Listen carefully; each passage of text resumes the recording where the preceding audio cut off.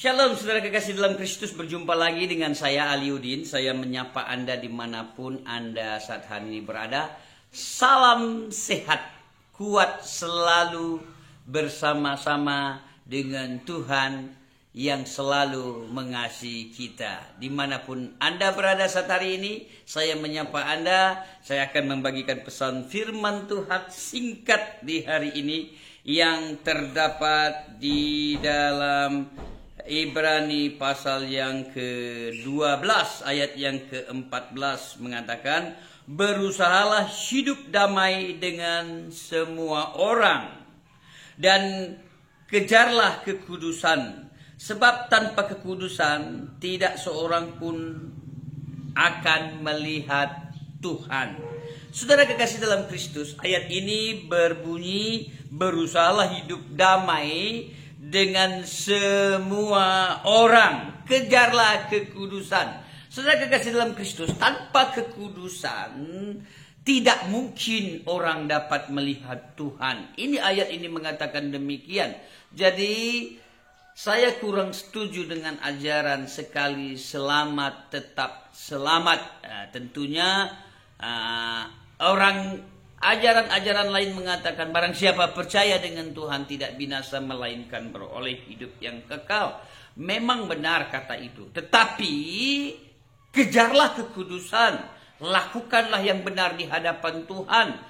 Bagaimana orang yang selalu berbuat kejahatan, orang yang selalu berbuat yang tidak berkenan di hadapan Tuhan, orang yang selalu menyimpan kebencian, orang yang selalu menyimpan dendam, atau orang yang membunuh orang yang lain, bagaimana orang itu dapat bersama-sama dengan Tuhan?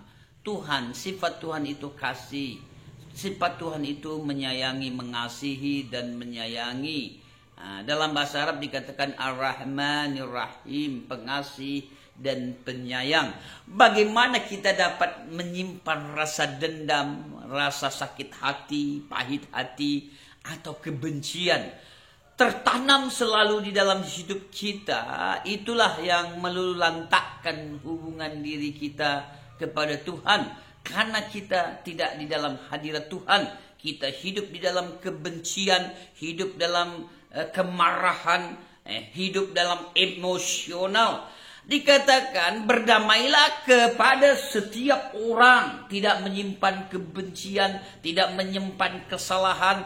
Bayangkan kepada semua orang, bahkan musuh sekalipun. Inilah ajaran Yesus yang sangat luar biasa. Kasihlah sesamamu seperti dirimu sendiri. Bahkan musuh kita, berdoalah buat mereka. Bayangkan, tidak ada ajaran lain yang mengatakan mengasihi musuh kita, bahkan berdoa buat musuh kita. Ini ajaran yang sangat luar biasa. Berdamai terus kepada semua orang. Jadi tidak ada menyimpan kebencian, tidak menyimpankan kesalahan, tidak menghakimi setiap orang. Kita selalu berdamai, hidup bersama, hidup dalam kasih Tuhan.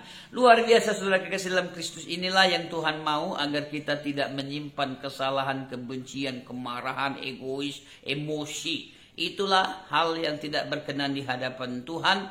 Itulah hal yang menajiskan di hadapan Tuhan. Karena Tuhan melihat sikap hati kita. Dalam hati kita, pikiran kita, kita melakukan yang dikehendaki oleh Tuhan. Kita melakukan apa yang dimaui oleh Tuhan, maka dengan itu kita berkenan kepada Tuhan. Tuhan berkenan kepada kita, Tuhan sayang kepada kita, Tuhan terus menilik, memperhatikan segala aspek kehidupan kita. Karena kita terus berdamai, kita terus hidup suci, kita hidup kudus, kita terus hidup berkenan di hadapan Tuhan. Dengan kata lain, kita dapat terus berkomunikasi dengan Tuhan karena hidup kita seturut kehendak Tuhan. Sekali lagi saudaraku yang kekasih dalam Kristus, saya kurang setuju dengan apa yang ajaran-ajaran mengatakan sekali selamat tetap selamat, asal percaya saja dengan Tuhan. Bagaimana orang percaya dengan Tuhan? Sekali lagi, kalau dia simpan sakit hati, simpan kecewa, simpan kemarahan, simpan kedengkian, apalagi sampai-sampai dia membunuh seseorang. inilah hal yang tidak berkenan di hadapan Tuhan.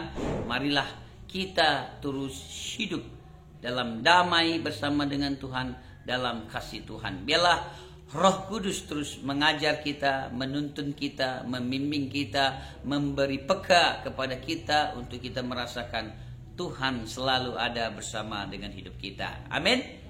Mari kita berdoa. Bapa di surga, dalam nama Yesus, terima kasih Tuhan.